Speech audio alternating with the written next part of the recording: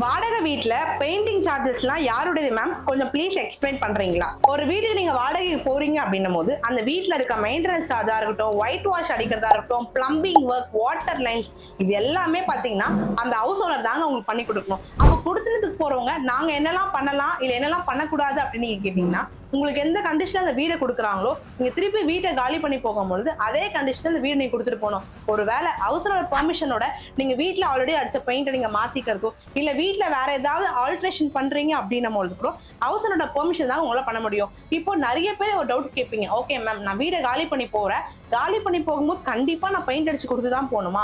எங்க ஹவுசனர் ஒண்ணு நீ பெயிண்ட் அடிச்சு கொடுத்துட்டு போ, இல்லைன்னா பெயிண்ட் அடிக்கிற காசை கொடு அப்படின்னு சொல்லி எங்களை மிரட்டுறாங்க அப்படின்னு நிறைய பேர் கேட்பீங்க. வீட்டை காலி பண்ணி போகும்பொழுது அந்த வீட்டுக்கான பெயிண்டிங் சார்ஜ் எல்லாமே டெனன்ட் தான் கொடுக்கணும் அப்படின்ற ஒரு கிளாஸ் உங்க ஹவுசனர் ஆட் பண்ணிருக்காங்க அப்படின்னும் போது நீங்க பண்ணிதாங்க ஆகணும்.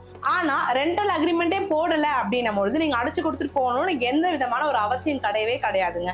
இது எல்லாருமே தெரிஞ்சுக்கோங்க.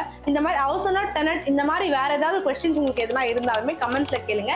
இந்த வீடியோ யாருக்கெல்லாம் தேவைப்படுமோ கண்டிப்பா இந்த வீடியோ ஷேர் பண்ணுங்க. இது எல்லாருமே தெரிஞ்சுக்கோங்க. தென் அகைன் இந்த மாதிரி தெரிஞ்சுக்கோமா என்ன ஃபாலோ பண்ண மறந்துடாதீங்க. தேங்க்யூ.